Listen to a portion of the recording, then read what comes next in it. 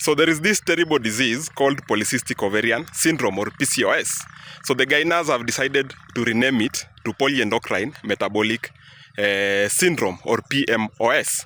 So why did they decide to rename it like that? That is to be consistent with how the disease presents. So the initial name focused more on the ovarian cysts, which are not always there. But the disease has much more presentations than just the ovarian cysts. So it has the ovarian presentation. That is why the word ovarian still is retained in the new name.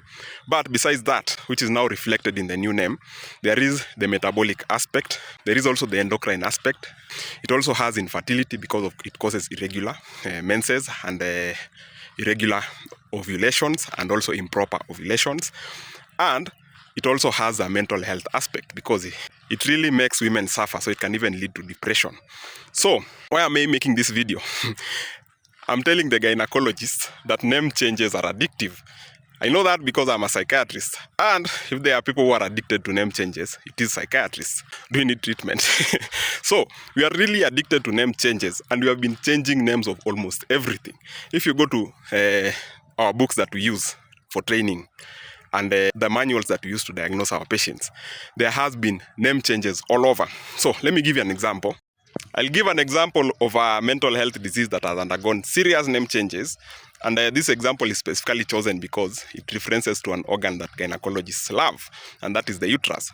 So this disease used to be called hysteria. Later on, it was called hysterical neurosis. Later on, it was called conversion disorder, and finally today it is called functional neurological disorder. So it mostly affects adolescent females, and that is why it was called hysteria, owing to the uterus being a female organ.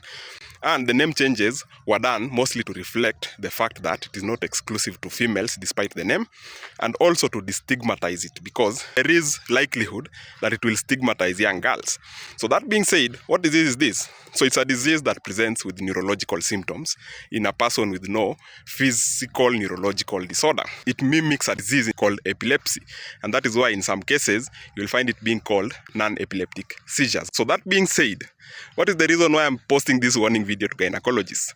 Name changes are addictive. It's likely that you will start changing the names of other things, and this is going to make the life of medical students hell, because they have to learn new names, number one, and then number two, they'll start getting funny questions in their exams, like what was the previous name of PMOS, or list all the historical names of PMOS and the years which they changed. Those are questions that will really harass students unnecessarily.